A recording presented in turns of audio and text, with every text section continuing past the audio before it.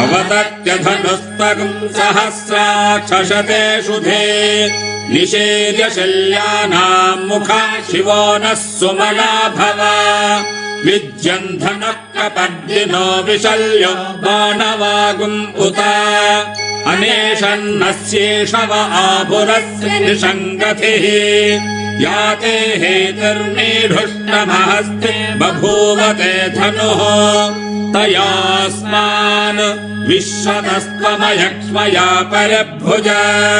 नमस्ते अस्त्वायुधाय नातताय धृष्णवे उभाभ्यामुत ते नमो बाहुभ्याम् तव धन्वने परिते धन्वनो हेतिरस्मान् वृणक्तु विश्वतः अथोय इषुधिस्तवारे अस्मन्निधेहितम्